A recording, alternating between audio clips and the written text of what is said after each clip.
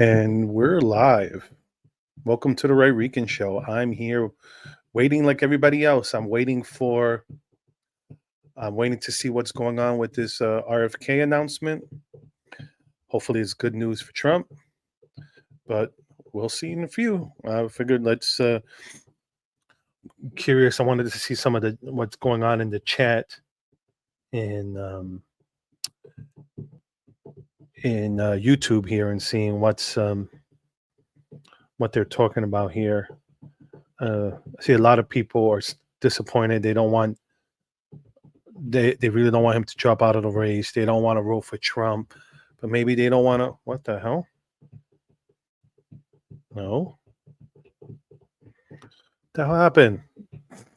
No. Come on.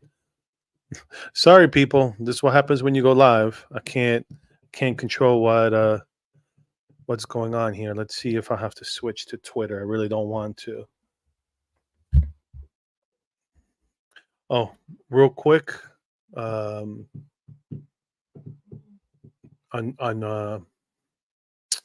Let's see. No, that's what you could see here. Okay. Let's see. No, what the? Alrighty then. Sorry, people. Bear with me. RFK, come on.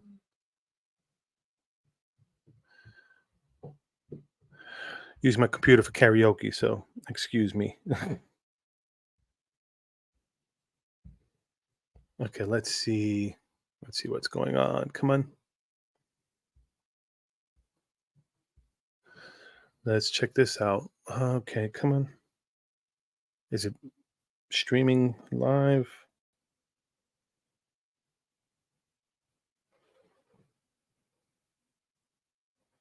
What the hell's going on? Oh no, this is just a replay of okay. Okay, I'm gonna have to check. Let's check X real quick. Let me stop this here. Oh wait. Oh no, this is the Hill. You know what? Something. Let's see if I could get this going. I'd rather get his straight feed, but let's see what happens here. Let me try again.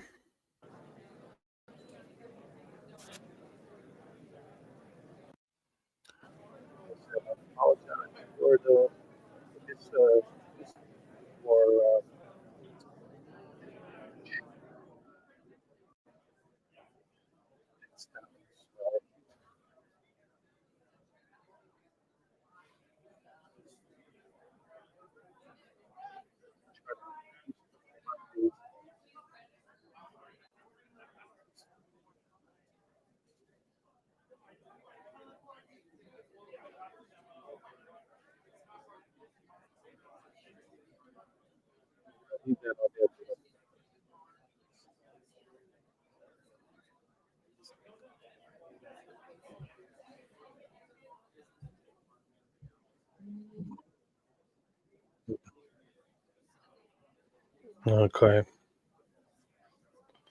Nope.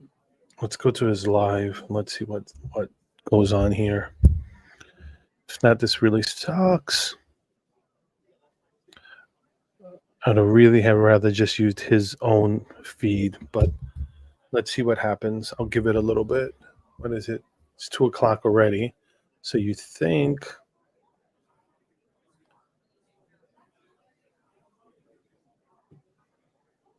All right. I'll keep that there in the background while I'm searching for another feed.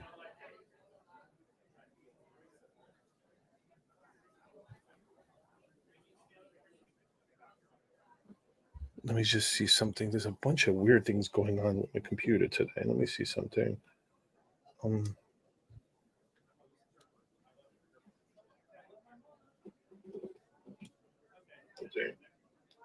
Okay, so it is showing there, but it is not showing on. Okay, so I am there. Okay, good. Just making sure everything's live. You want to, if you want to message on Rumble, I have you on I have the chat on my side here. I can't show your chats through StreamYard, but I could read your chats, your comments. Same thing with uh, on YouTube. I can see your comments. X is another story. Let's see if I could. Um, all right, while that's going on, let's see if I could. I want to change this real quick. Let's see. Share this tab instead, real quick, while I'm waiting for. Um, on Wednesday, I'm going to have this gentleman on. We're going to talk about cancel culture and what happened to him in Hollywood and what's been going on with him. So we'll give him that'll be Tuesday for everyone who wants to check it out. Hope to see you guys there. We'll be going live about 8 o'clock. So check it out. Let's go on. So let me stop share this one. Go back to over here. Oh wait, great. Okay, sorry people. I'm here to watch this with everyone in anticipation, just as everyone else is. Um, that's the one. Okay, let's go with that one for right now.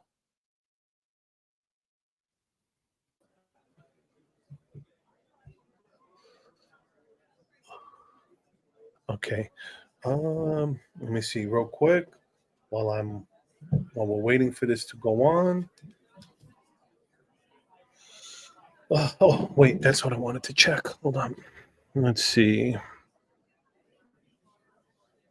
Let's see if Kennedy posted another thing or not.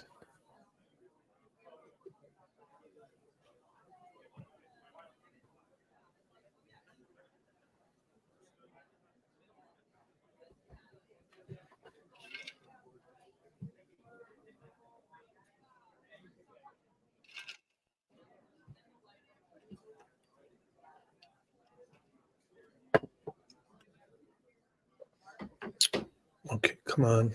Let's see. Kennedy. Oh, wait. Another feed. Let's see. Let's do this. I'm going to put this one up once it loads up. I'm going to share this tab instead.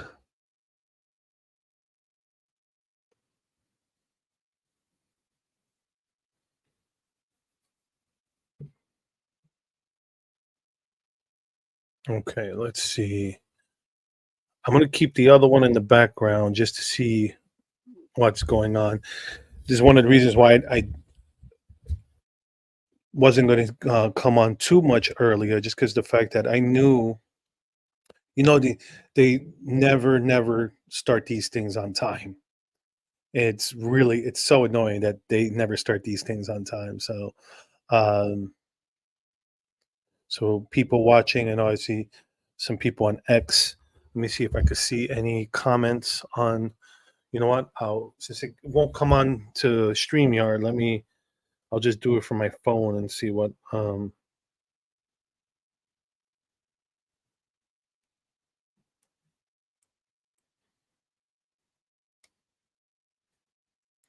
Let's see. Twitter.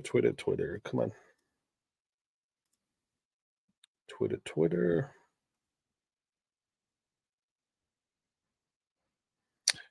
Oh, El Bigote. I saw your eyes on the on the on the feed. Yeah, I'm here waiting with everybody else with open eye to see what goes on, because here's the biggest thing. There's a lot of people have their opinions. It's like assholes. Everyone has one. But here's the whole thing. If he's dropping out and endorsing Trump, it takes away from the extremist rhetoric that the Dems are push on Trump. Because here's the whole thing. like I made in a previous video. What's more radical? A new, what's more extremist? A New York Republican or a San Francisco liberal? Okay, and that's the whole thing. That's what you got to ask yourself. So, what to me? What's more radical? What's more um, not in line with the rest of the country? That's going to be a San Francisco liberal or a New York liberal for that matter. Anyway, so they like to call Trump far right because his stance on immigration. But guess what? What just 30 years ago, that's what Bill Clinton ran on being anti illegal immigration. It's just as the party has moved far left and the party's moving Marxism, they're welcoming illegal immigration because it's a way to destroy the country. And people ask, well, how is that a way to destroy the country? You're talking about, you can see what's going on in New York, Chicago. You see these big cities. What are they doing? They're taking taxpayer money to fund these illegals who just came to the country. But meanwhile, in these same communities, you have poor, other people of color. Doesn't even matter that people of color. You got poor white people in this country, and all they care about is these illegals. Why? That's the big question. Why?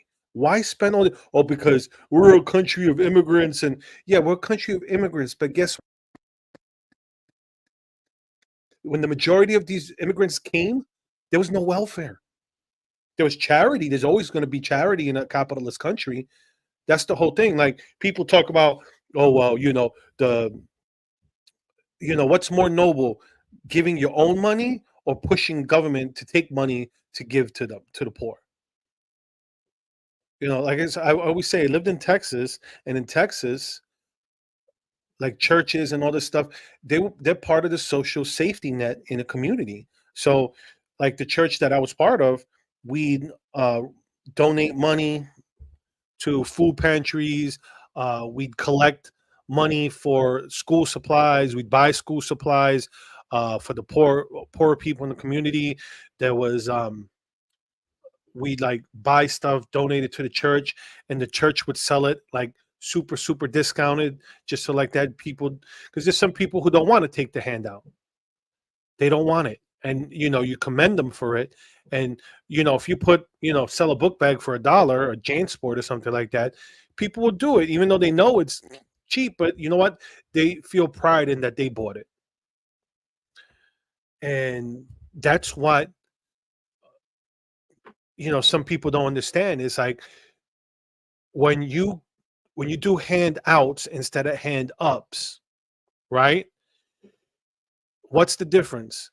Well, you lose your job, you get unemployment. That's a hand up. That's to help you while you look for another job. But a handout is they keep you. Let's say they do unemployment forever, and you just like, oh well, I could just stay here looking for jobs, and as long as I'm looking for a job and going on interviews, then I'm gonna get paid. It don't matter. That's not the way it should work either. And then you got people who abuse the social security system, like people who abuse disability. Like I got into this argument with someone on Facebook.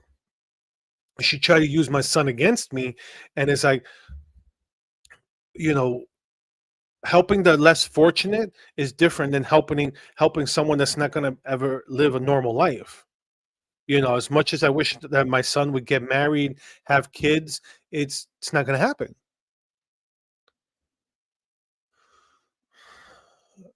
And so I had to, knock her down with that and say what the Democrats do is they create dependency. So like that, you could vote for them because you're dependent on them giving you scraps. And I'll say scraps because that's the whole thing. The government doesn't create anything; they take. They take from somewhere to, as they say, that was to say, rob Peter to give to Paul. So that's what you're gonna. That's what goes on with government. They don't make anything. They don't create anything. So, like I said, we're just here waiting. I have the let's say I have both streams on. You're not watching. Let's see. You're watching that one. Let me click on the other one. Well, no, there's like people, random people in the other one. I don't care to.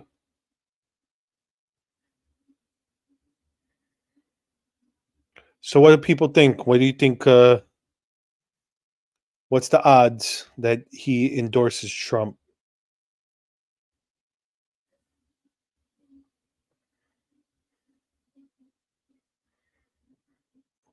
You know what about I do that? Let me see something real quick.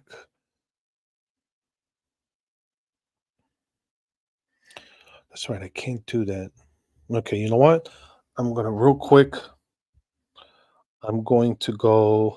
I'm gonna do an Instagram live because I know I can't do. Just started TikTok. I'll have to add that to my stuff.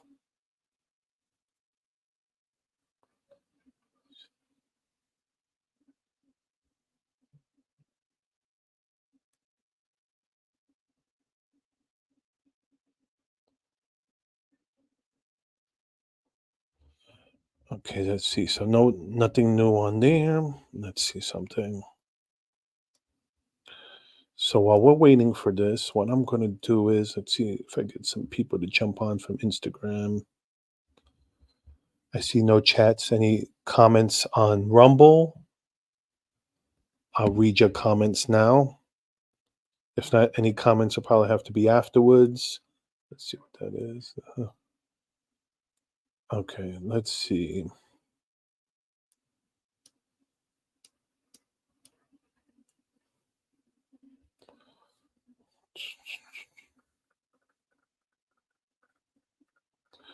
So I'm doing a live on a live. Let's see how this.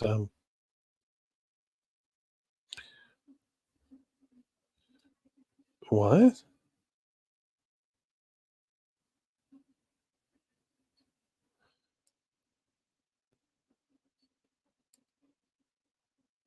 Okay, let's see how this goes. Since I'm waiting, I figure let's see if I get some more people to come on. And let's see, I'll give a chance for people to hop on this live. I'm here just waiting for Kennedy's speech. Oh, oops. Let's see. Let's take off that notification.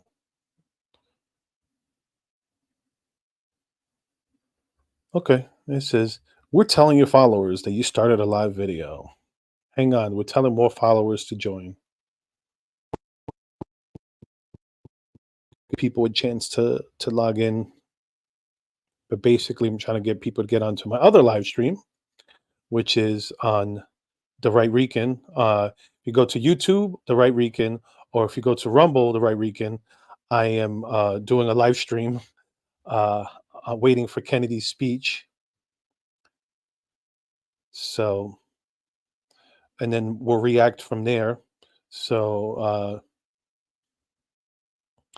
by the way, I hope everything's going well with the move, with your son. Um, I know how difficult the move has been for you. So, praying that everything works out.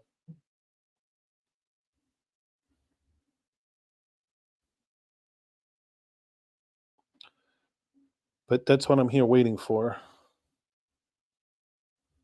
Let's see.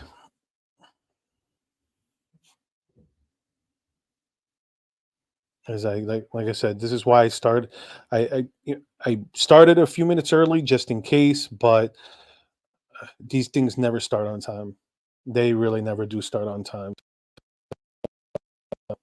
But like I said, I'm if you can, support me on YouTube and Rumble. I need the views and the subscribers because with YouTube they make it so hard to monetize.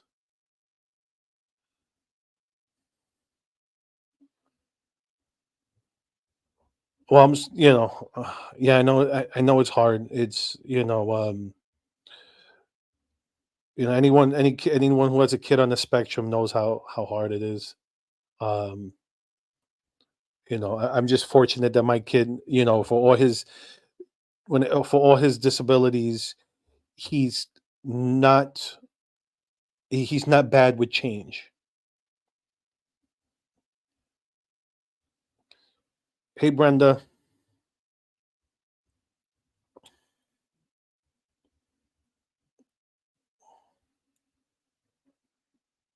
So I'm uh just waiting for this for this speech to go on, and then so many other things I could be doing right now, but waiting for this guy to talk. But I'm curious on what's going to go on.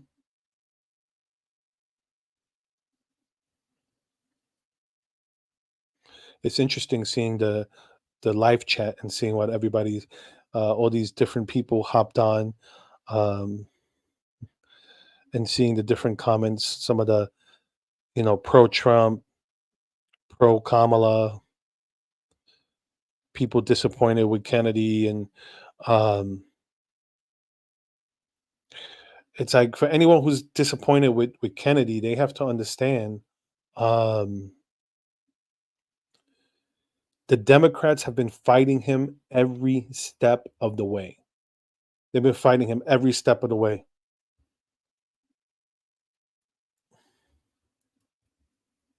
Yeah, if you can, that'd be great. That'd be great because, like I said, I need the viewers, the viewer counts on there.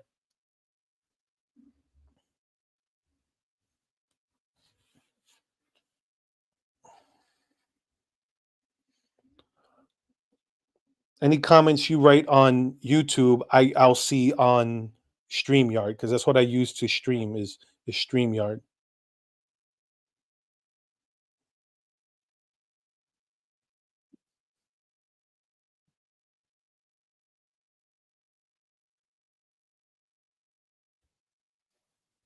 Oh, let's end that. Okay.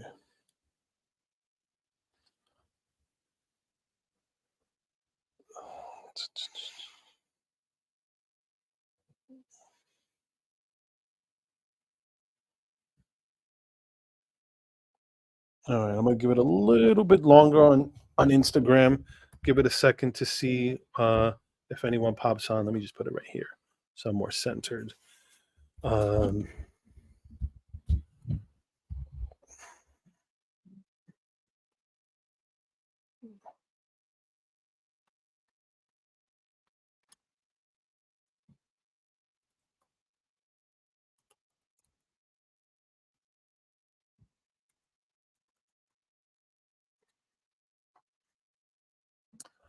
so yeah, so once again, I'm streaming here live on YouTube and Rumble.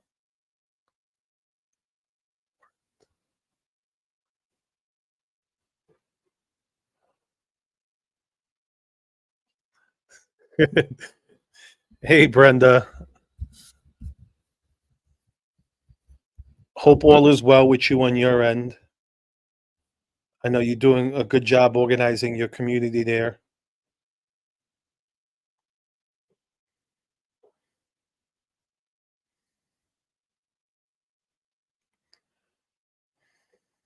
You know what? I could do that. You know what? While we wait, let's see.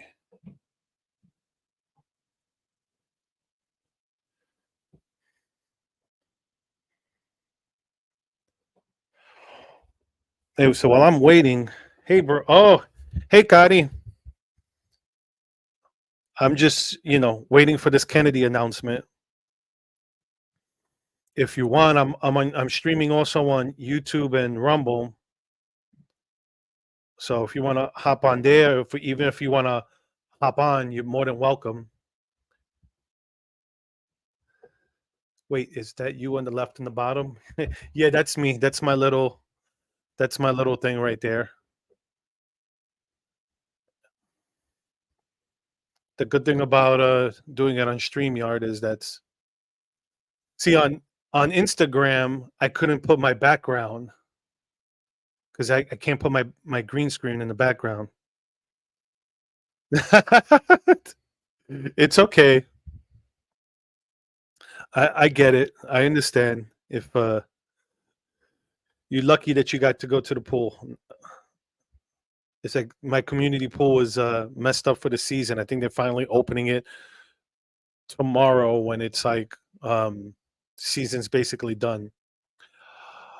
Um Autism mom, I forgot your first name. So have I tried TikTok? I just recently started TikTok. I just recently created account. Um I've actually started, like, I've gone on other people's lives, but I know TikTok, you have to do certain things. Um you have to do certain criteria to be able to live stream on TikTok. I think you need a certain amount of followers. So I'm working my way on there.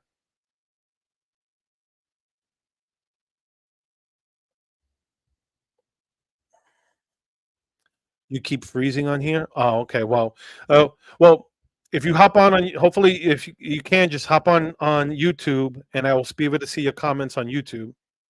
I was just trying to get some people to hop on for my Instagram to hop on to YouTube and Rumble. I didn't announce that I was going to go live. I just, decided that I'm going to go live because, like everybody else, we're waiting to hear what Kennedy's going to say. And I guess I froze again.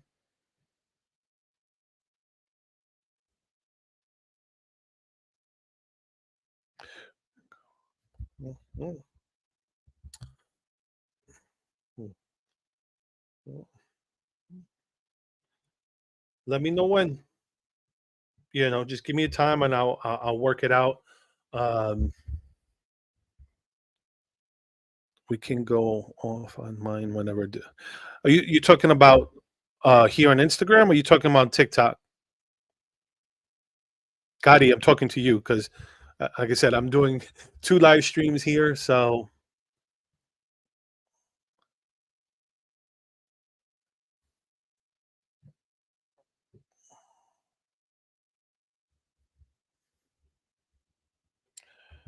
oh, this really sucks that it's so lagged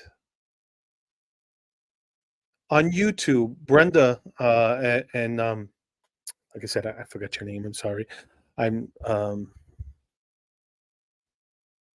Yeah, Gotti. Yeah, let me know. I mean, if, you could go live. I know you have a lot of followers on there. So if you want to do a live on there, I have. I have it. Still going. Oh,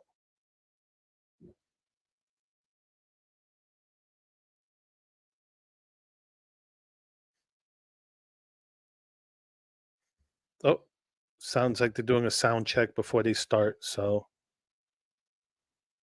Yep.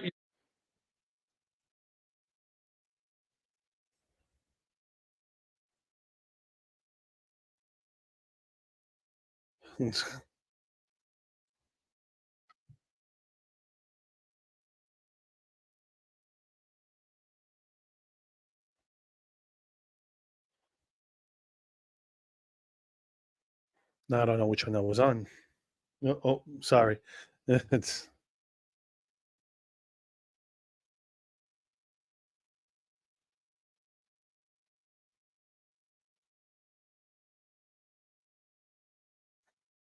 oh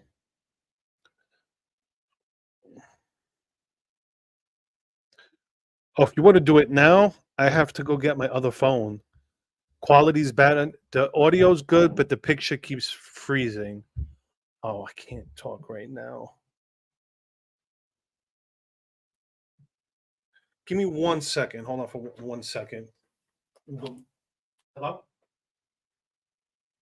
Hey, hey, Deb. I'm okay. How are you?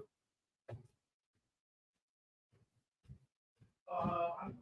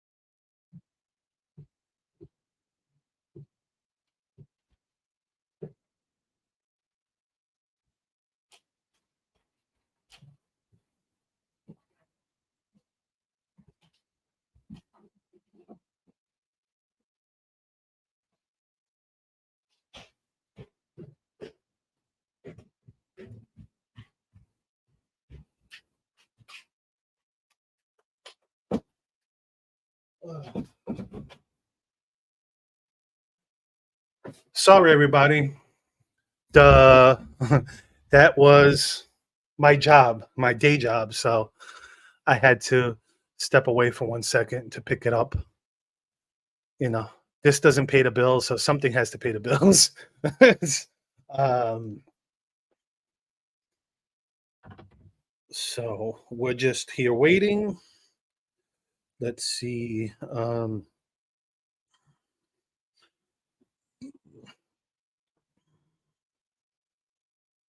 Let's see. Oh, okay, there we go. Follow back. Follow back. Okay.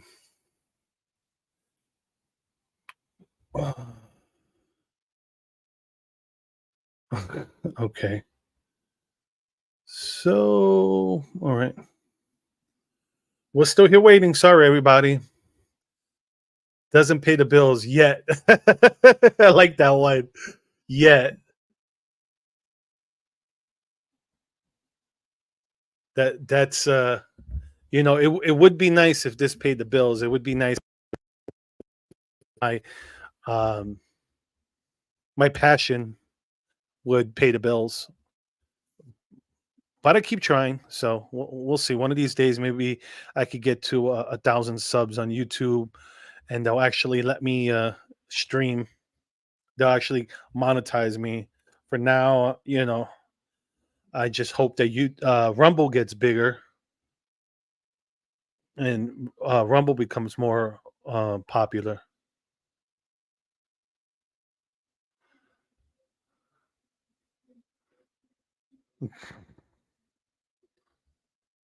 So let's see. We're just here waiting. Let me see. Let me check the other feed and see what's going on. Is he walking on stage yet?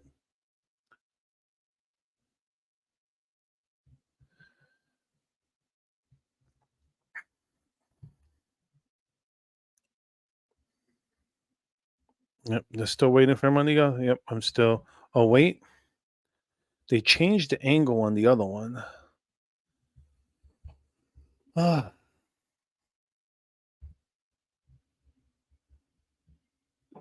well, let's see. I'm gonna leave it there. I could see a couple different things. So what do you think? What do you think he's gonna? Let's say, how long do you think he's gonna speak for? Do you think it's gonna be a long speech? Maybe I say maybe 20, 30 minutes.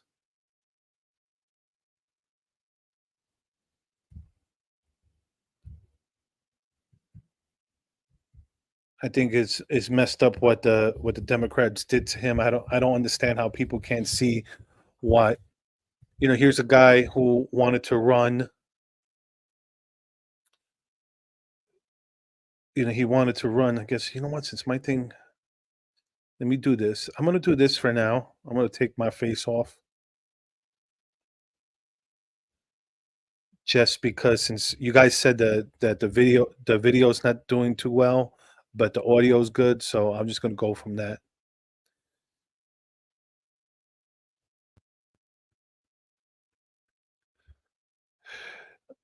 Yeah, I if he's dropping out, you would think it would be quick, but you never know. I mean, especially like let's say if, for example, what if if Trump's going to be there in the background and nobody knows yet.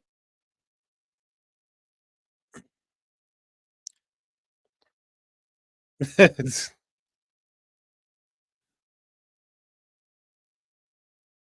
let's read that comment. That's funny. Okay, he loves to talk, so he will talk as long as he's available. Well, there's certain things I like. Look, my son's vaccine injured, so I could understand. I like his policy on vaccines. Um, I don't know if autism, mom. I don't know uh, if you feel that's what happened with your son. I know there's a lot of people who feel the vaccines have caused autism. Well, I don't know. Well, everybody's reporting it, but it's still rumors until he says it.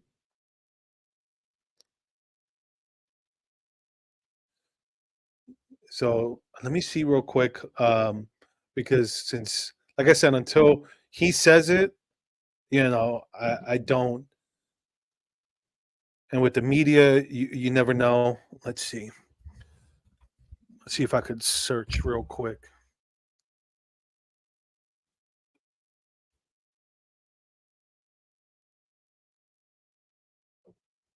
Let's see. Brenda said he's only dropping out because of shenanigans. Doesn't want to bankroll the campaign anymore. Shenanigans is an actual person. Is one putting out? Um, that could be it, because I heard one of his donors was going, talking to, basically, what one of Kennedy's donors is also a donor to Trump, and he was trying to get them together, hoping that together they could defeat Harris. All right, let me see. Let me see if I can find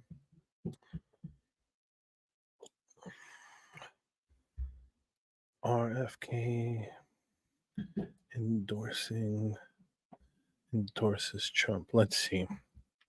Do a quick Google search to see. RFK may endorse not. RFK may drop out, but he could still alter a tight presidential race. RFK is set to speak in. Okay, RFK Jr.'s reversal on Trump explained. Hmm. You know what? While we wait. Oh, Nicole Shanahan. Okay, gotcha.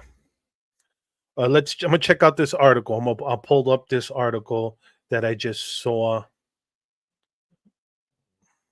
while we wait for the video to show up. Let's see.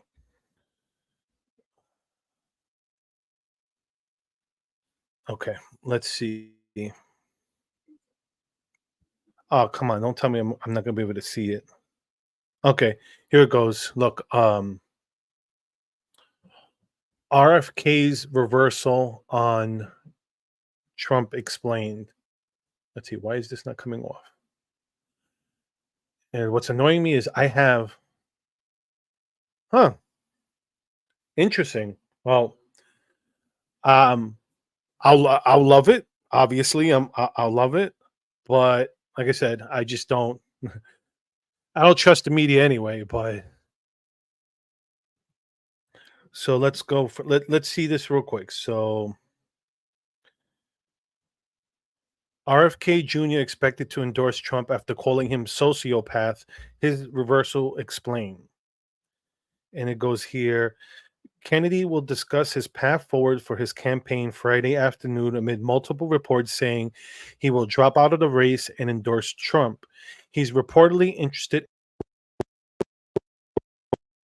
in the Trump administration, marking an about face after years of ambivalence and occasional outright hostility between Kennedy and Trump. Despite recent public statements of support for one another, Trump and Kennedy Jr., the two have expressed, just texted me a screenshot. Okay, hold up. Hold up.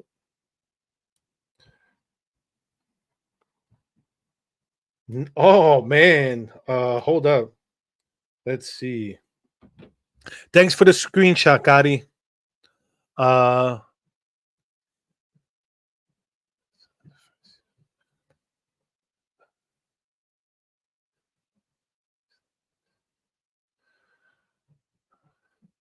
okay, so let me see. Let me finish this up. Let's see before. Um, okay, no one's chatting on there. I might do that to save some bandwidth. Okay. All right, let's keep going with this real quick. In text message obtained by the New Yorker early this month, Kennedy called Trump a terrible human being and said the former president was probably a sociopath while attending the RNC in Milwaukee last month. After Trump called Kennedy a radical left lunatic whose votes would be a wasted protest vote in April, Kennedy referred to Trump's comments as unhinged and barely a coherent barrage of wild. Sorry. Um, his message, Kennedy also said in April, Trump promised to drain the swamp before he filled his administration with swamp creatures and promised to protect our rights, then torpedoed the Constitution. In addition to claiming Trump ran up the biggest debt in U.S. history during his presidency. Okay. So, okay. So here's the. Is there anything else to this? Let me see. They just what to watch for. Kennedy is scheduled to speak, which obviously that's why we're here. Um, hmm. Can you text me the article? Where's this? Where's this from? The AP. Let's see. I'm gonna try to see if I can find it. You know what? Let's just do it from here. Ahead of speech. Wait. Speech.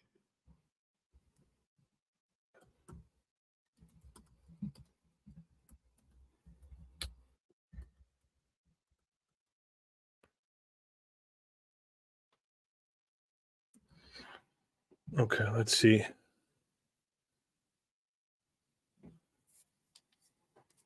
Okay, let's see. Because if anything, I'll try to bring it up.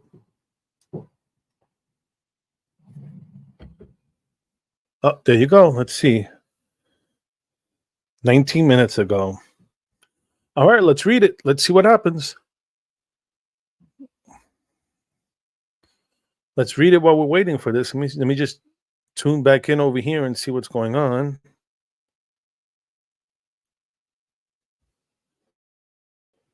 Okay, nothing here. What about the other video that I'm watching?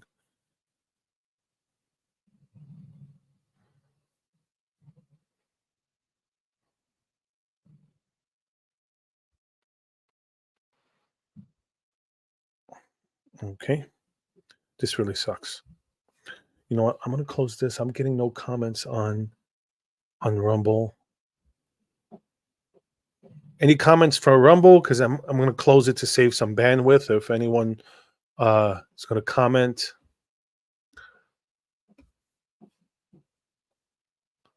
I see there's a couple of viewers on Rumble, so I apologize that I need to upgrade my connection.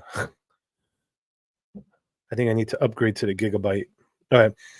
Ahead of speech, Robert F. Kennedy Jr. says in Pennsylvania court filing that he's endorsing Trump. Come on, AP. Ahead of a planned speech, RFK campaign said in a Pennsylvania court filing Friday that he's endorsing Donald Trump for president. Kenny's independent campaign also requested that he be removed from the Pennsylvania ballot, though it is not immediately clear that he was officially dropping out of the race. Kennedy had a speech planned in Arizona on Friday to discuss the present historical moment and his path forward. According to his campaign, hours later, Trump will hold a rally in neighboring Glendale. Trump's campaign has teased that he will be joined by a special guest, though neither campaign responded to the messages about whether Kennedy would be that guest. The late stage development in the presidential race could give the former president a modest boost from Kennedy's supporters. A year ago, some would have thought it inconceivable that a member of arguably the most storied family in Democratic politics would work with Trump to keep a Democrat out of the White House. Even in recent months, Kennedy has accused Trump of betraying his followers, while Trump has criticized Kennedy as the most radical left candidate in the race. Well, that was before Biden dropped out. Yeah, that sounds good. Gotti, just let me know. Just give me an idea when, and we'll do that.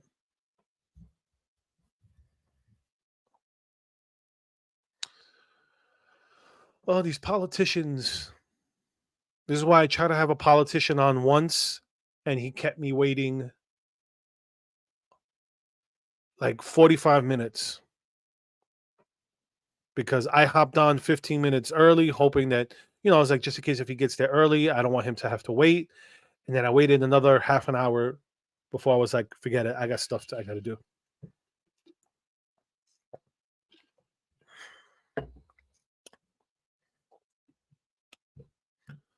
But okay, let me close out of this.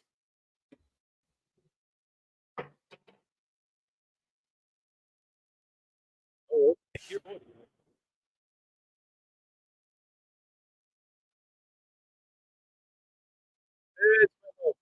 no. uh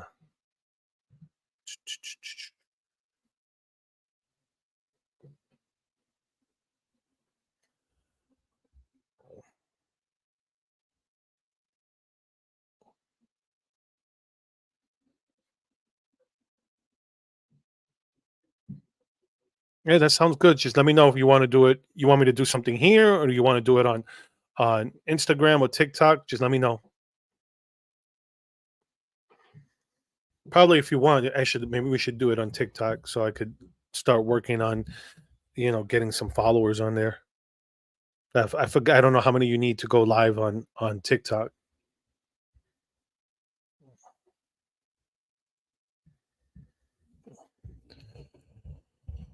Ah, alrighty then. Sounds good to me. Oh wait, wait, wait. Here it goes.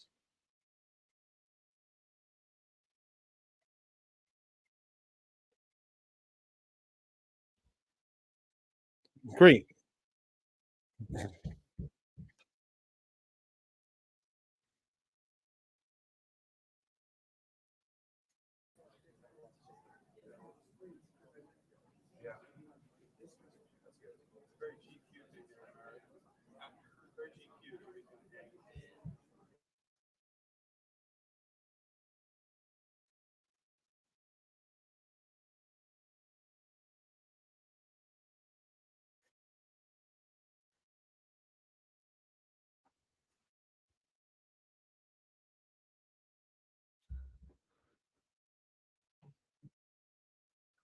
Can you guys can you guys hear what he's saying?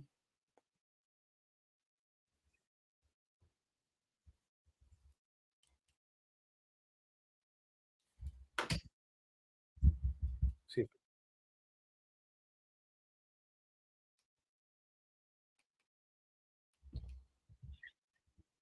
What about now?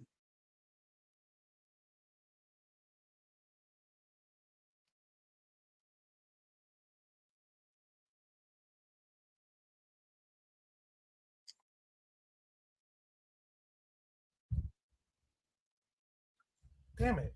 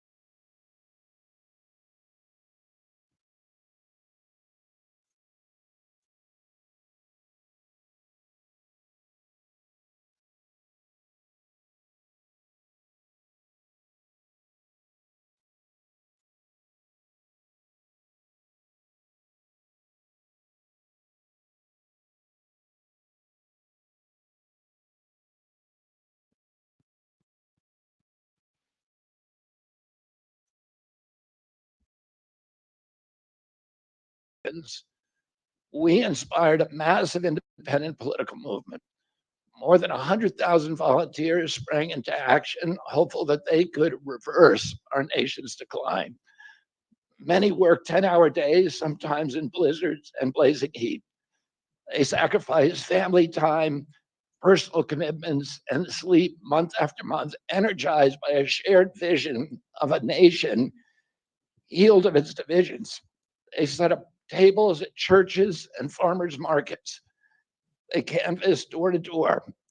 In Utah and in New Hampshire, volunteers collected signatures in snowstorms, convincing each supporter to stop in the frigid cold, to take off their gloves, and to sign legibly.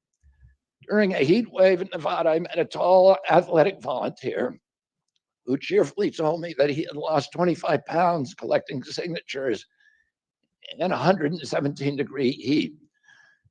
To finance this effort, young Americans donated their lunch money, and senior citizens gave up part of their Social Security checks. Our 50-state organization collected those millions of signatures and more. No presidential campaign in American political history has ever done that.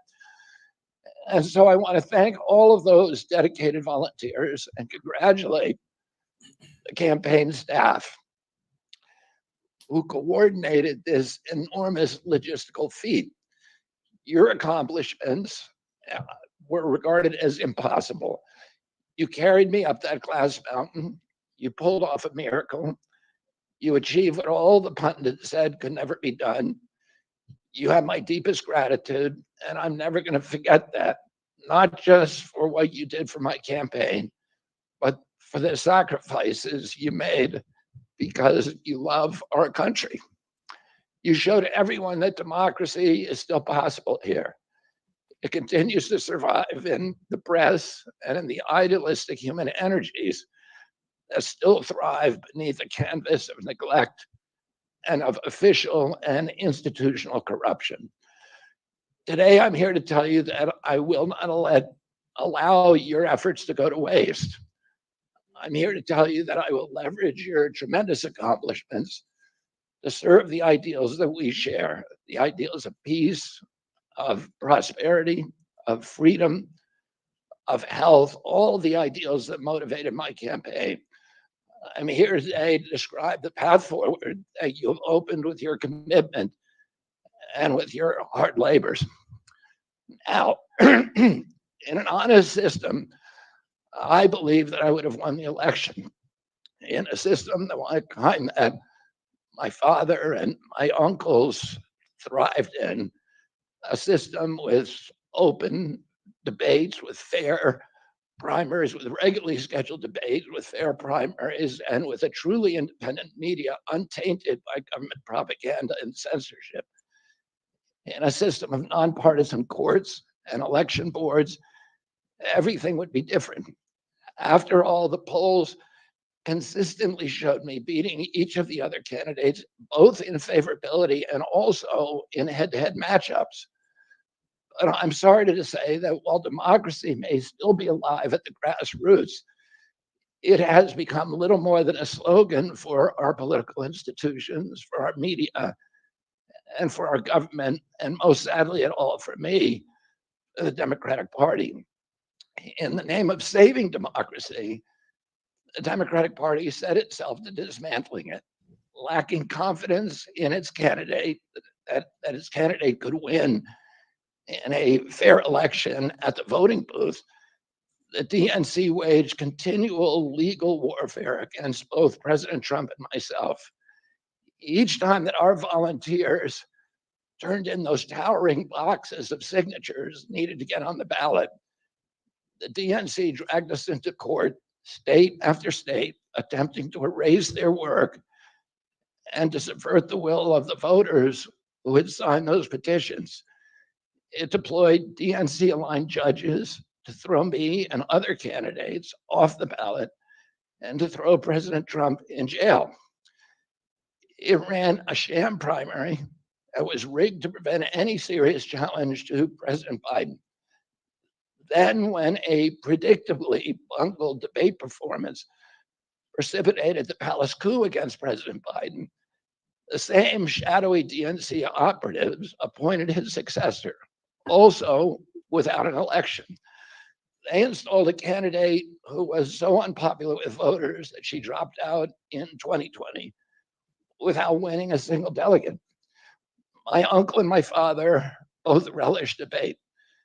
They prided themselves on their capacity to go toe to toe with any opponent in the battle over ideas.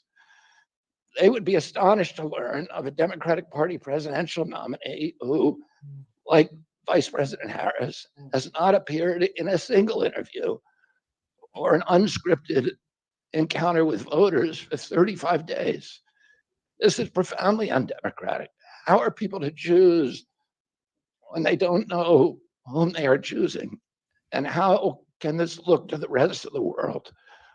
My father and my uncle were always conscious of America's image abroad because of our nation's role as the template for democracy, the role model for democratic processes, and the leader of the free world. Instead of showing us her substance and character, the DNC and its media organs engineered a surge of popularity for Vice President Harris based upon, well, nothing. No policies, no interviews, no debates, only smoke and mirrors and balloons in a highly produced Chicago circus. There in Chicago, a string of Democratic speakers mentioned Donald Trump 147 times just on the first day. Oh, who needs a policy when you have Trump to hate? In contrast, at the RNC convention, President Biden was mentioned only twice in 4 days. I do interviews every day. Many of you have interviewed me. Anybody who asks gets to interview me. Some days I do as many as 10. President Trump, who actually was nominated and won an election, also does interviews daily. How did the Democratic Party choose a candidate that has never done an interview or debate during the entire election cycle? We know the answers. They did it by weaponizing the government agencies. They did it by abandoning democracy. They did it by suing the opposition and by disenfranchising American voters. What most alarms me isn't how the Democratic Party conducts its internal affairs or runs its candidates. What alarms me is the resort to censorship and media control and the weaponization of the federal agencies. When a US president colludes with or outright coerces media companies to censor political speech, it's an attack on our most sacred right of free expression. And that's the very right upon which all of our other constitutional rights rest. President Biden mocked Vladimir Putin's 88% landslide in the Russian elections, observing that Putin and his party controlled the Russian press and that Putin prevented serious opponents from appearing on the ballot. But here in America, the DNC also prevented opponents from appearing on the ballot. And our television networks expose themselves as Democratic Party organs. Over the course of more than a year in a campaign where my poll numbers reached at times in the high 20s, the DNC aligned mainstream media networks maintain a near perfect embargo on interviews with me. During his 10-month presidential campaign in 1992, Ross Perot gave 34 interviews on mainstream networks. In contrast, during the 16 months since I declared, ABC, NBC, CBS, MSNBC, and CNN combined gave only 2 live interviews from me. Those networks instead ran a continuous deluge of hit pieces with inaccurate, often vile, pejoratives and defamatory smears. Some of those same networks and colluded with the DNC to keep me off the debate stage.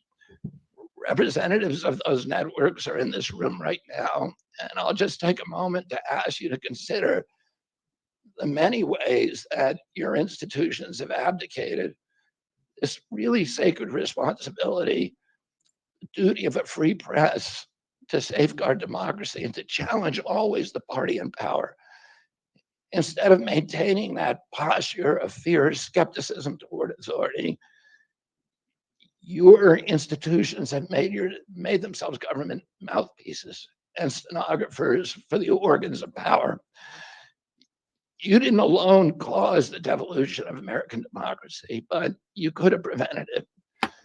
The Democratic Party's censorship of social media was even more of a naked exercise of executive power.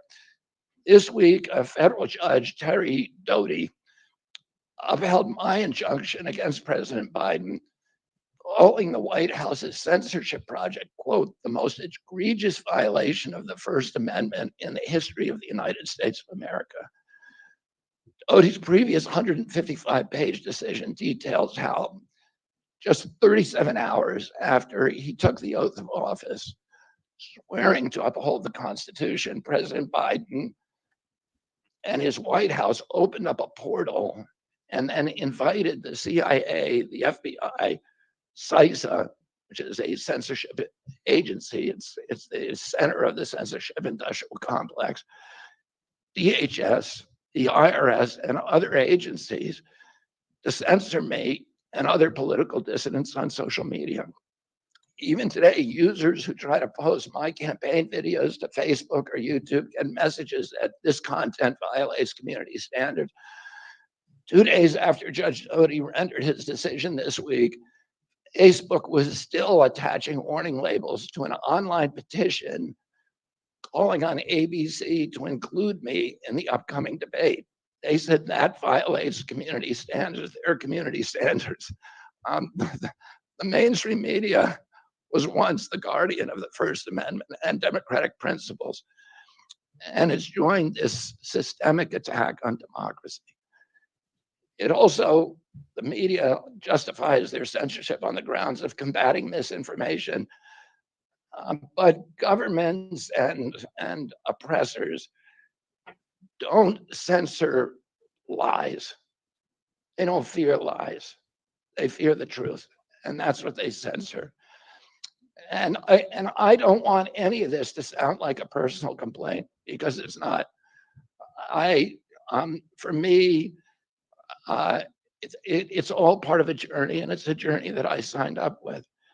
But I need to make these observations because I think they're critical for us doing the thing that we need to do as citizens in a democracy to assess where we are in this country and what our democracy still looks like, and the assumptions about US leadership around the globe. And are we living up? Are we really still a role model for democracy in this country?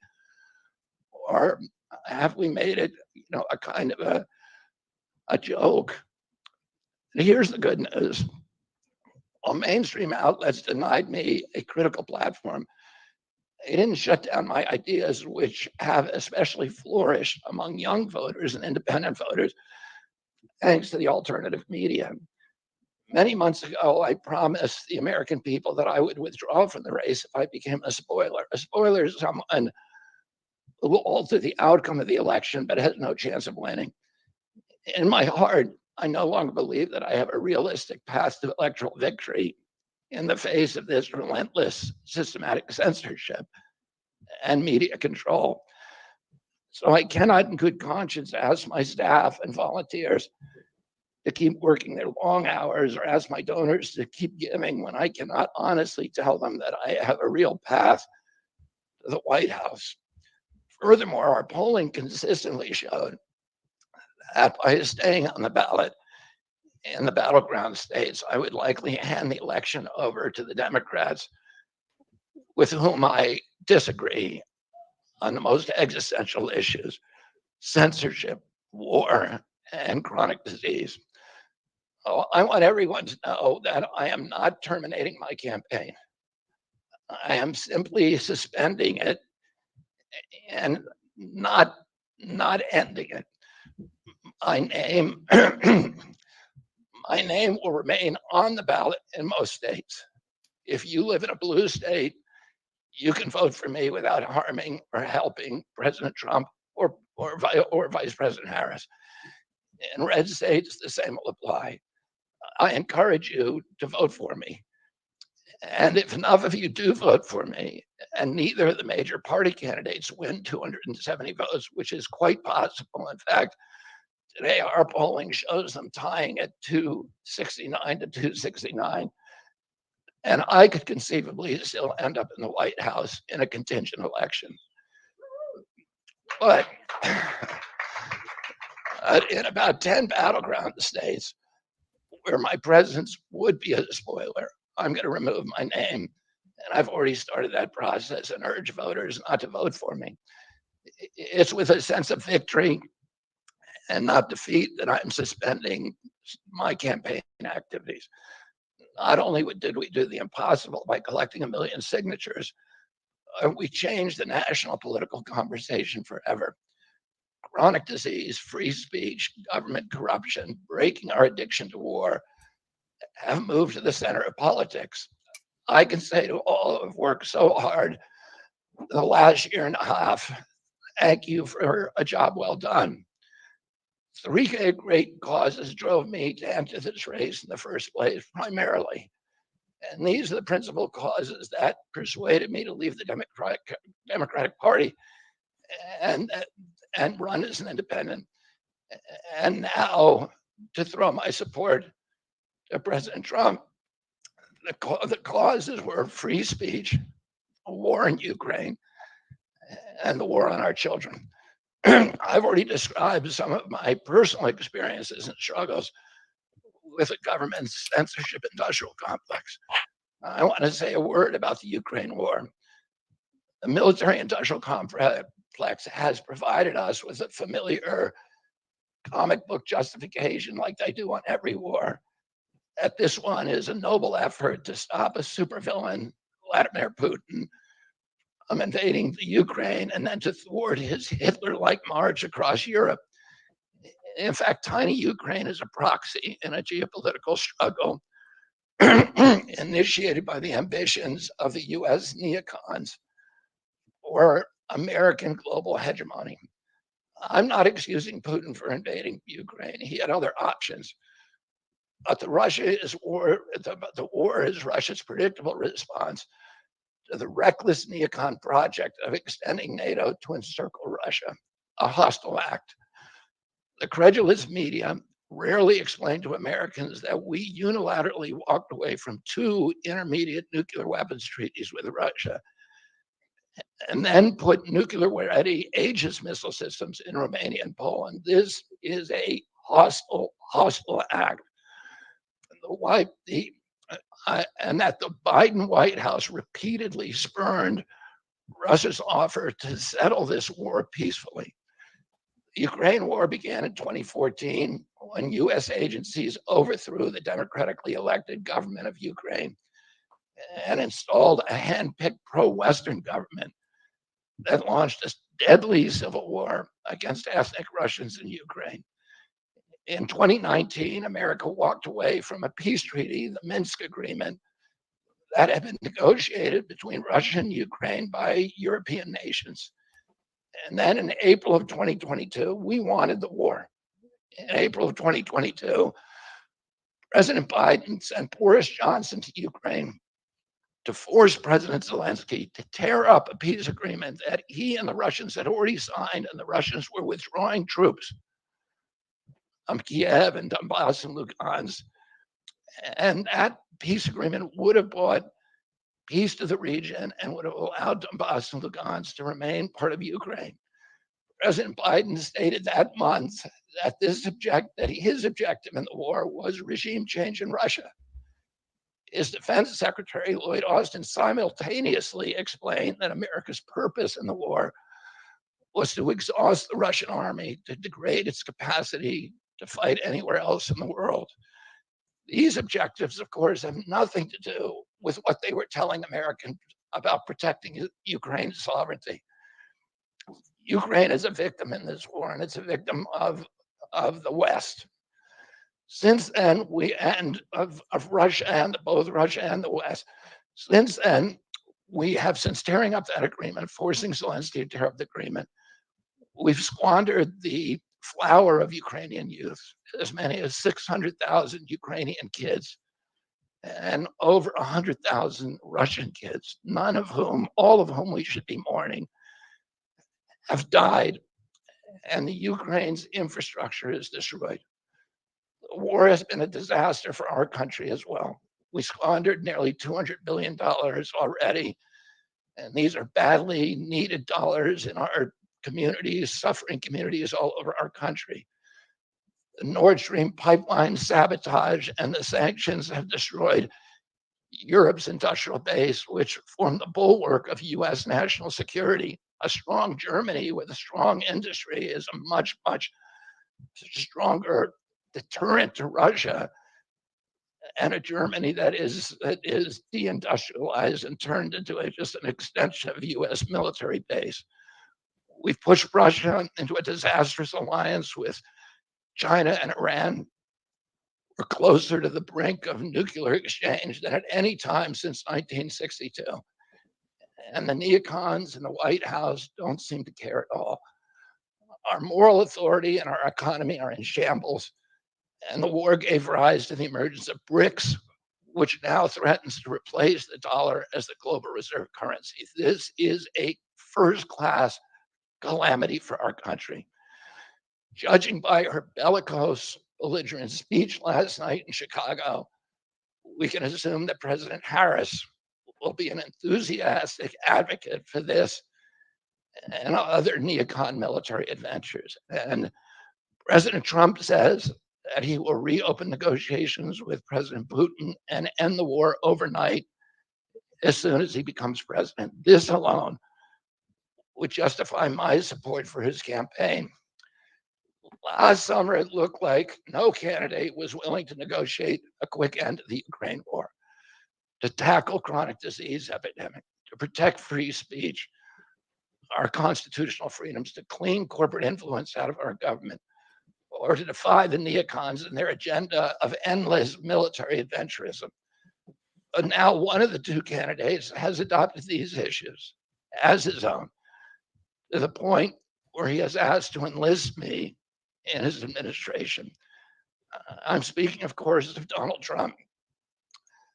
Less than 2 hours after President Trump narrowly escaped assassination, Callie Means called me on my cell phone. I was then in Las Vegas. Callie is arguably the leading advocate for food safety, for soil regeneration, and for ending the chronic disease epidemic that is destroying America's health and ruining our economy. Callie has exposed the insidious corruption at the FDA, the NIH, the HHS, and the USDA that has caused the epidemic.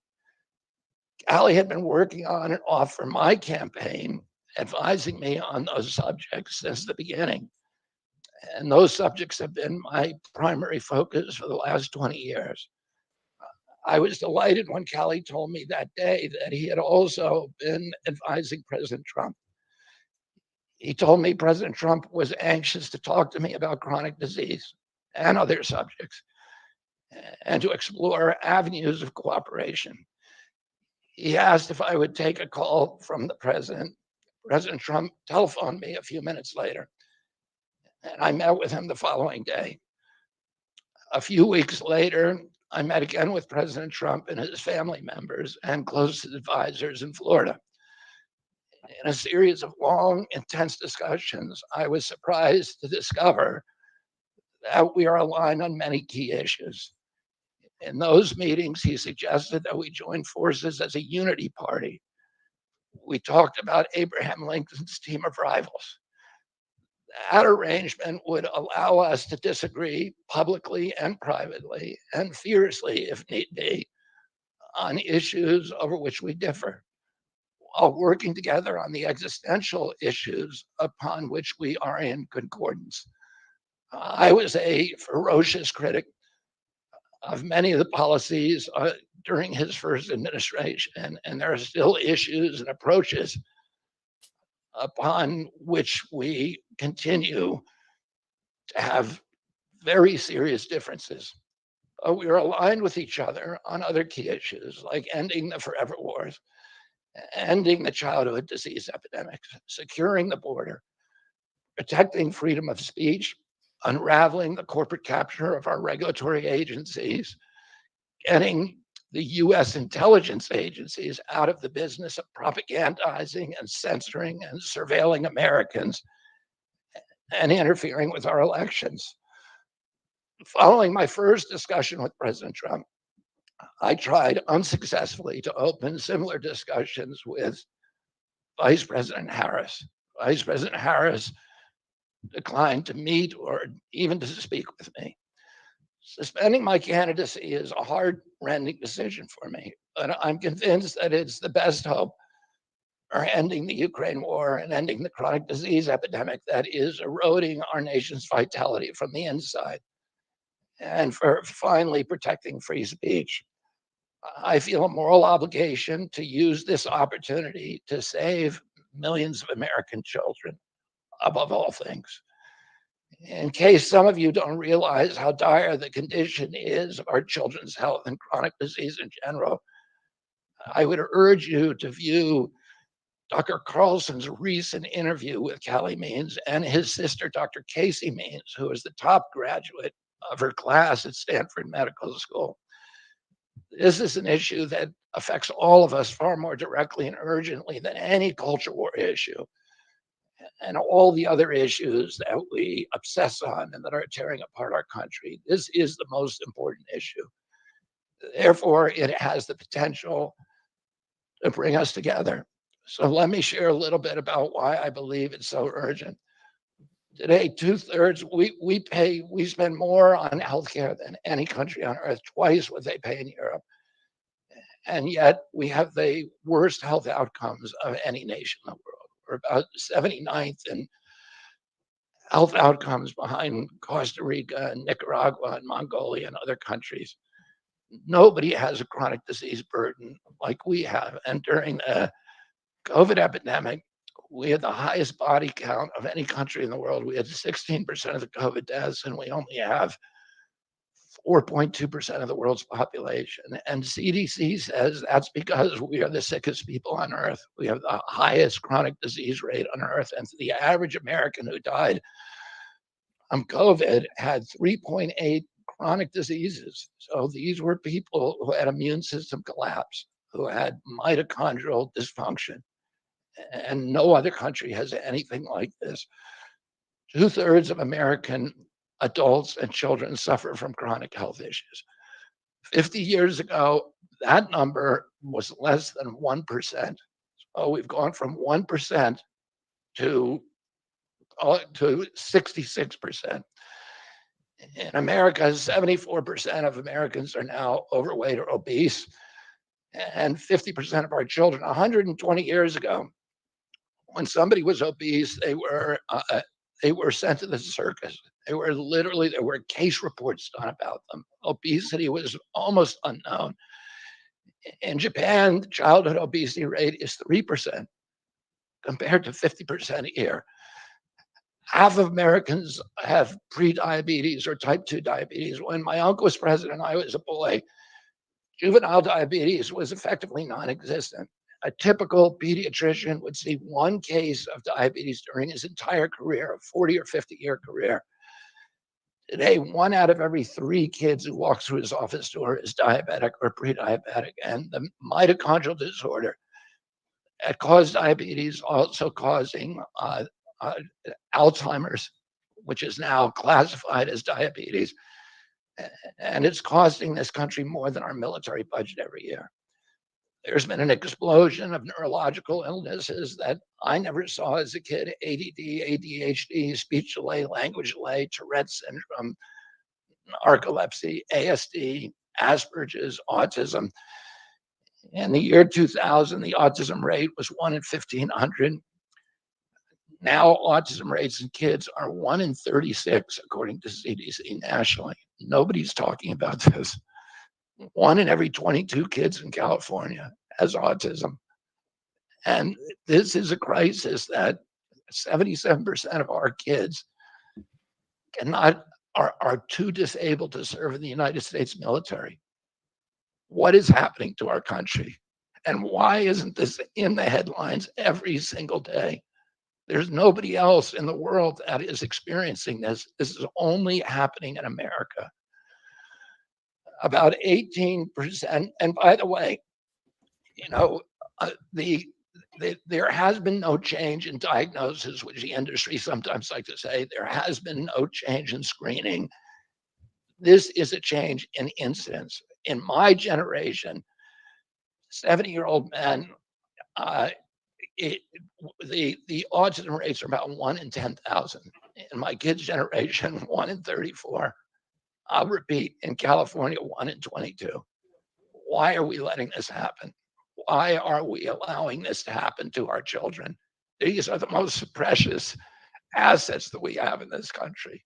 How can we let this happen to them? About 18% of American teens now have fatty liver disease. That's like 1 out of every 5. That disease, when I was a kid, only affected late stage alcoholics who were elderly. Cancer rates are skyrocketing in the young and the old. Young adult cancers are up 79%.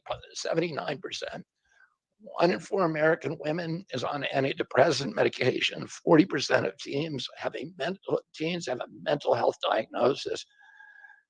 And 15% of high schoolers are on Adderall, and 500,000 children on SSRIs. So what's causing this suffering? I'll name 2 culprits. First, and the worst, is ultra-processed food. About 70% of American children's diet is ultra-processed. That means industrial manufactured in a factory. These foods consist primarily of processed sugar, ultra-processed grains, and seed oils. Laboratory scientists who many of whom formerly worked for the cigarette industry, which purchased all the big food companies in the 1970s and 80s, deployed thousands of scientists to figure out new chemicals to make the food more addictive. And these ingredients didn't exist 100 years ago. Humans aren't biologically adapted to eat them. Hundreds of these chemicals are now banned in Europe, but ubiquitous in American processed foods. The second culprit is toxic chemicals in our food, our medicine, in our environment. Pesticides, food additives, pharmaceutical drugs, and toxic waste permeate every cell of our bodies. The assault on our children's cells and hormones is unrelenting. To name just one problem, many of these chemicals increase estrogen because young children are ingesting so many of these hormone disruptors.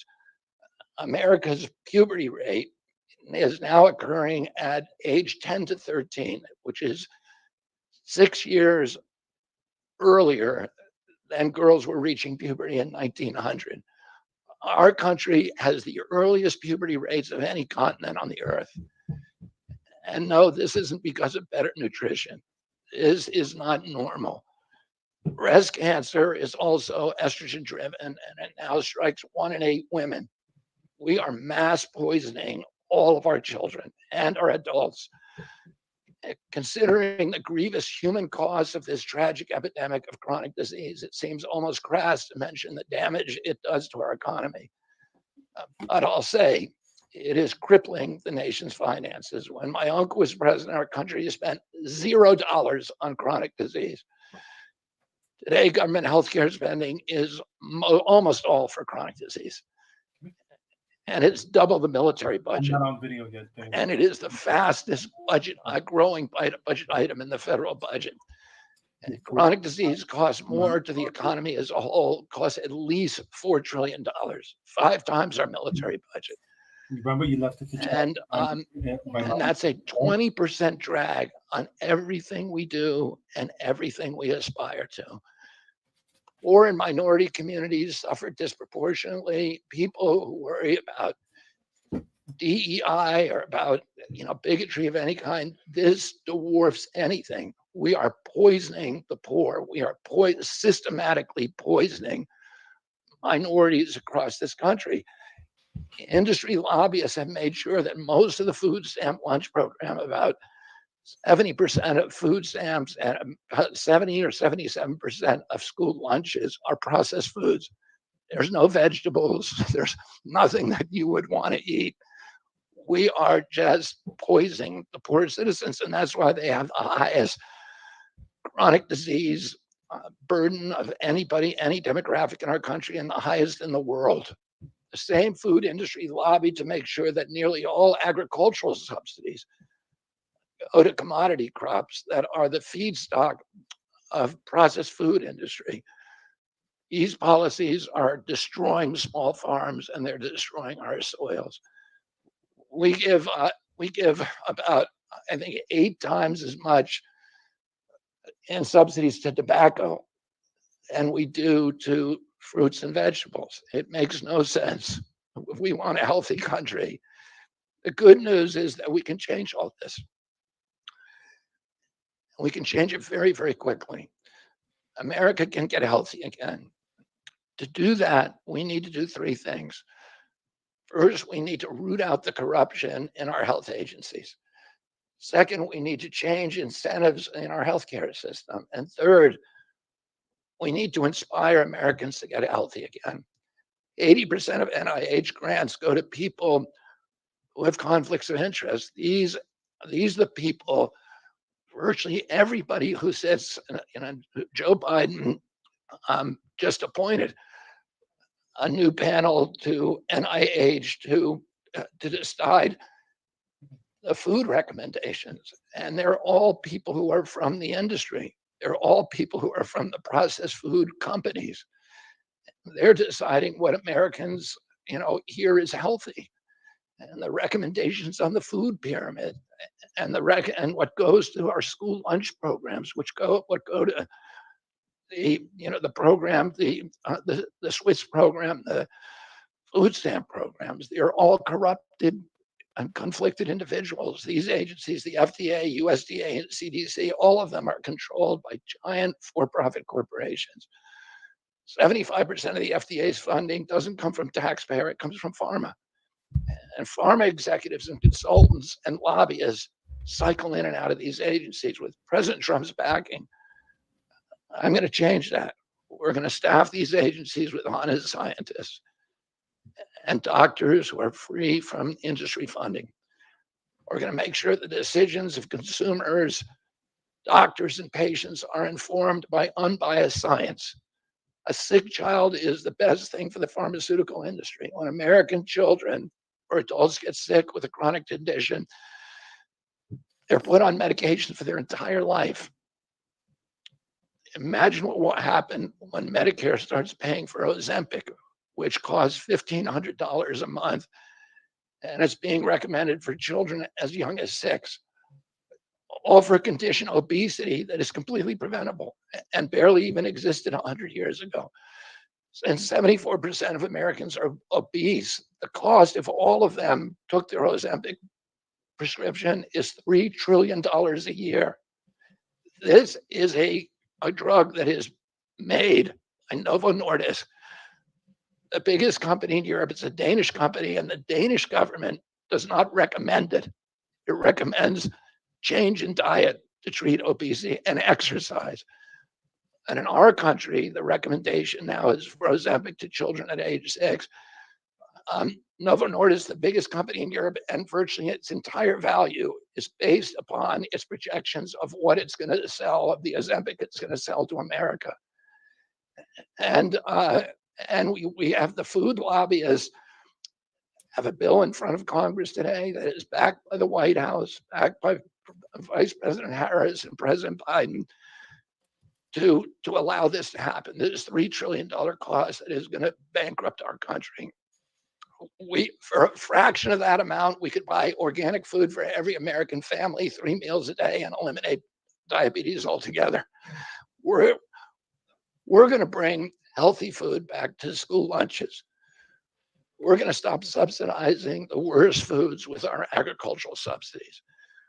We're going to get toxic chemicals out of our food. We're going to reform the entire food system. And for that, we need new leadership in Washington. Because unfortunately, both the Democrats and the Republican parties are in cahoots with the big food producers, big pharma and big ag, which are among the DNC's major donors. Vice President Harris has expressed no interest in addressing this issue. 4 more years of Democratic rule will complete the consolidation of corporate and neocon power, and our children will be the ones who suffer most. I got involved with chronic disease 20 years ago, not because I chose to or wanted to. It was essentially thrust upon me. It was an issue that should have been central to the environmental movement. I was a central leader at that time, but it was widely ignored by all the institutions, including the NGOs, who should have been protecting our kids against toxins. It was an orphan issue, and I had a weakness for orphans. I watched generations of children get sicker and sicker. I had 11 siblings, and I had 7 kids myself. I was conscious of what was happening in their classrooms and to their friends, and I watched these sick kids, these damaged kids. In that generation, almost all of them are damaged. And nobody in power seemed to care or to even notice. For 19 years, I prayed every morning that God would put me in a position to end this calamity.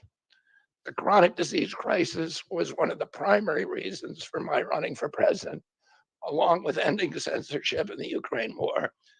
It's the reason I've made the heart-wrenching decision to suspend my campaign and to support President Trump. This decision is agonizing for me because of the difficulties it causes my wife and my children and my friends. But I have the certainty that this is what I've meant to do. And that certainty gives me internal peace, even in storms.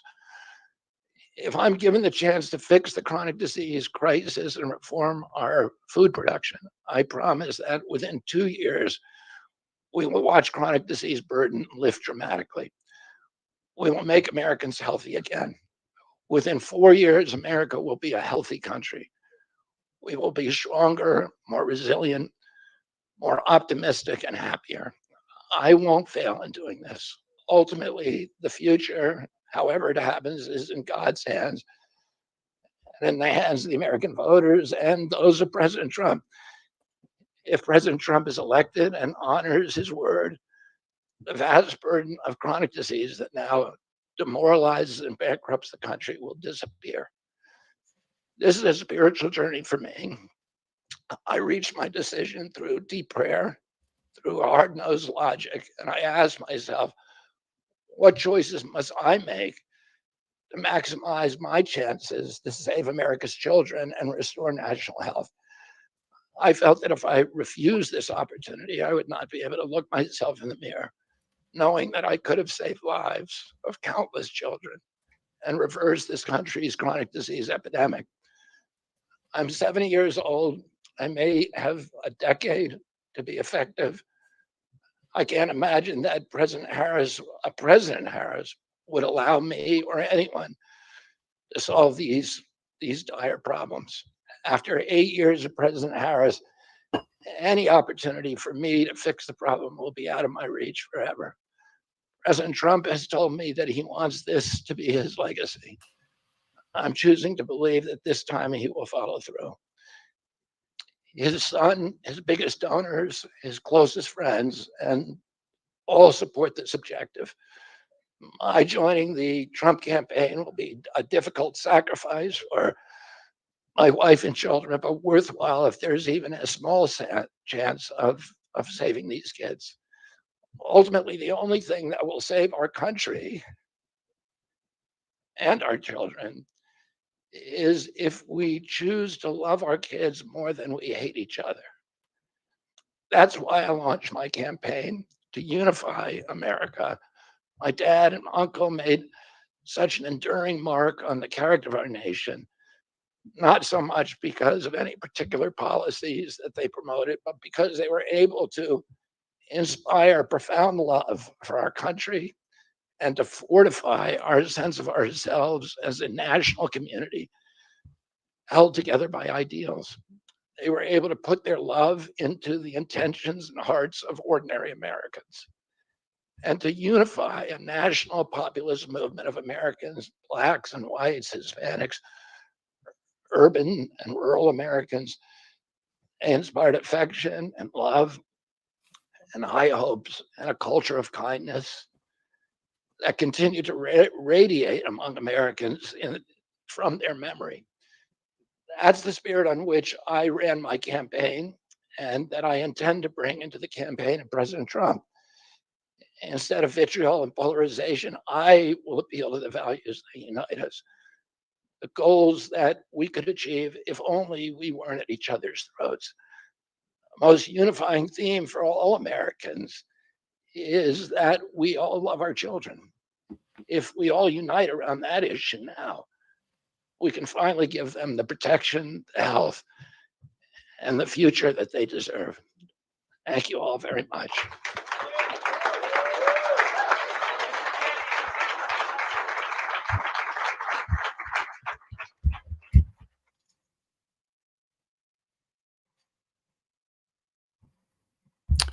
And there you have it. It's official now. RFK suspending his campaign. Now, said it a little wonky because what he's talking about is he's going to take his name out of the battleground states like Pennsylvania, Michigan, Wisconsin, Minnesota, all those 7 battleground states. He's going to take his name out and endorse Trump. Now, he wants safe blue states, safe red states, if you're, to vote for him, which makes sense. It's like, look, listen, if you're in those states, vote for him. I say do it because we do need a third option in this country. We do, this 2-party system sucks. We should have like 3 or 4 different parties in this country where to force other candidates to basically to force the parties to cooperate with each other, because right now it's just either or and that's it. We keep going back and forth. Definitely, Karina. I think that it's definitely this is gonna help Trump because this takes away from the Democrats calling him an extremist. Because if he's willing to compromise with RF Kennedy, who's considered a left-wing extremist, then who's the real extremist if if Trump is willing to compromise with Kennedy on the issues that they agree on? So if he's far left and he's agreeing with Kennedy on certain issues, then they have to stop calling him an extremist. Plain and simple. And that's where this is a narrative buster in the sense like people will go, I don't know if this is going to help him. It's going to help Trump in the sense that it's going to break that narrative of him being an extreme right winger, which, like I said, like I've made the video, he's a New York Republican, plain and simple. A New York Republican is not an extremist, but a San Francisco liberal is. Okay, Brenda, here. I'll break it down. So basically what's going on is, yes, he's going to suspend his campaign and endorse Trump. Period. Stop. That's, Now what's going on is in the battleground states where it's up in the air, he's removing his name from the ballot. Like I'm in Pennsylvania, he's removing his Kennedy's removing his name from the ballot in Pennsylvania. He's removing it, like I said, from Michigan, Wisconsin, I think Nevada, Arizona. So in those battleground states, that's where he's removing his name off the ballot and encouraging the people who wanted to vote for him to vote for Trump. Because it looks like where he's going to go into is the HHS. Probably the Health and Human Services. I think that's the department he wants to go into, because if he's going to want to tackle, healthcare, if he's going to tackle the contaminants in our food, that's going to be where he was going to have the most pull and most power to get anything done. And I think that's great. I think it's long overdue. That like what there was some stuff he talked about. He said that he wants to. What was he said? He said he wants to get unbiased doctors, which I'm all in favor of, because I've been through this before with doctors where they don't see their own bias, and because they get all this money. Okay, so his name, ballot in other states. Why not all of them? Because he's playing he's playing. He doesn't want to.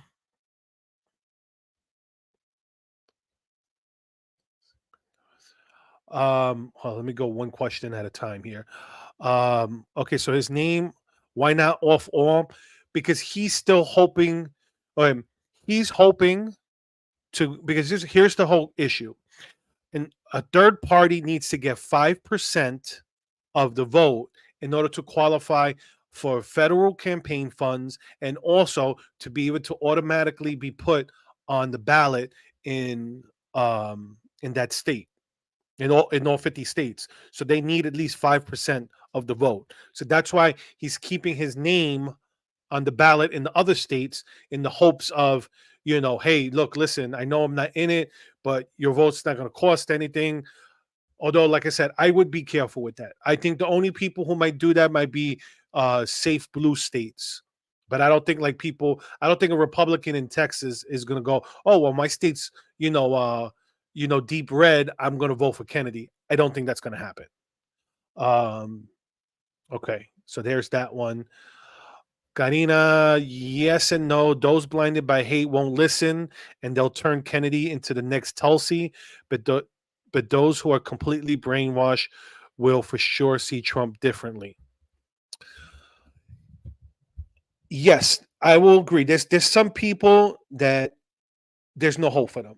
There's no hope. The media has convinced them Trump is this right wing fascist that's going to end democracy, and those people will not listen to Kennedy.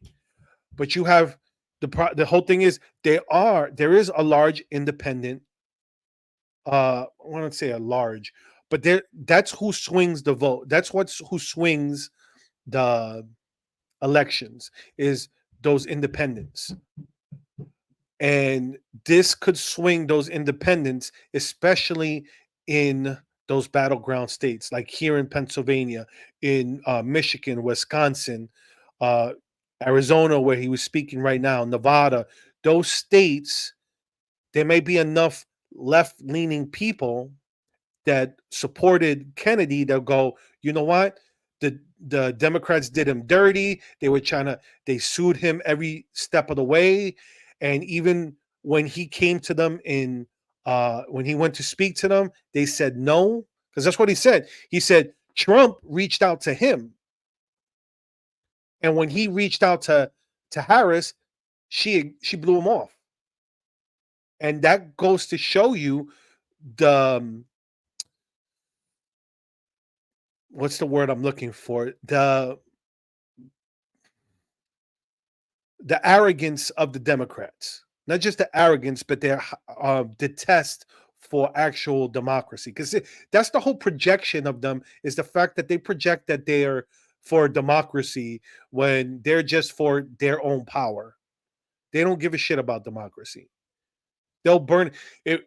They didn't show you how little they care about democracy. They went, instead of having a legitimate primary where Kennedy would have been versus Biden, what did they do? No, you can't get on the ballot. And they made sure there wasn't a serious challenger. This is why they scheduled the debate early, because the fact that they wanted to get Biden gone.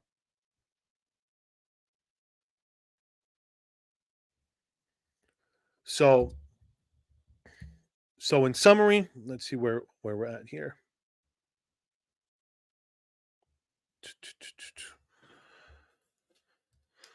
Let me write this down for myself, because I know, because this is a long video. I'm gonna want to make it shorter. I'm gonna want to make a like a little short or whatnot. 145. So here we go. So in summary, Kennedy's leaving.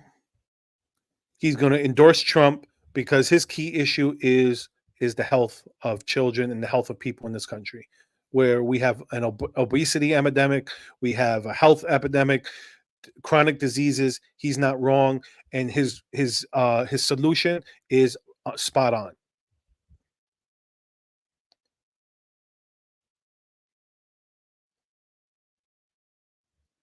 Yep, Sal, we did discuss it. We did, and we it was breaking news while we were doing the show. So, yeah, check it out.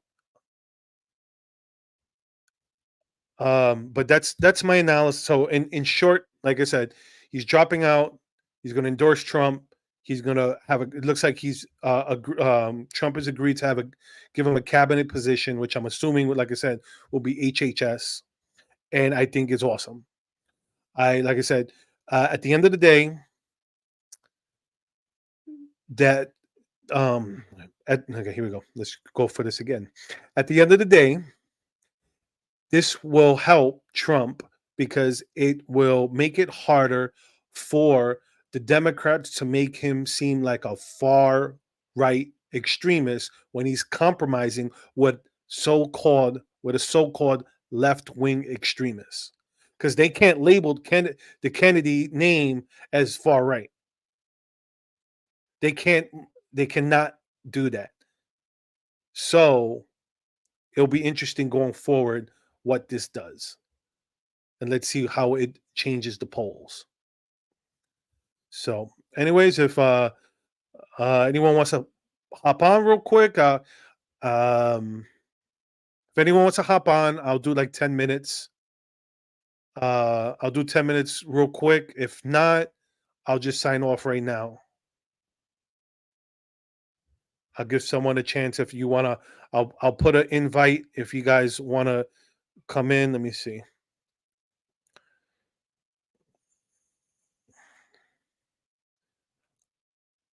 Because 10 minutes will make it basically 2 hours. So I'll put that real quick. I'll give you a couple minutes.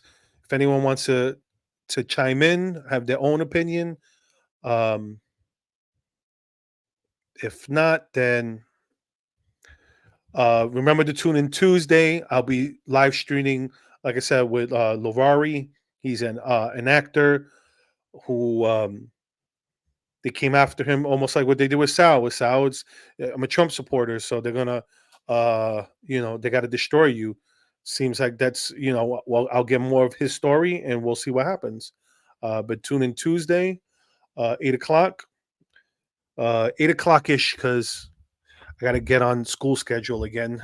So you have to bear with me. I got to get my kids ready for bed and then be able to come here and talk to you guys. So no one's popping on. Going once, going twice.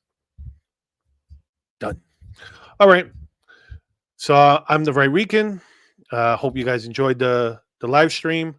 Have good news for us, and we'll see what happens going forward.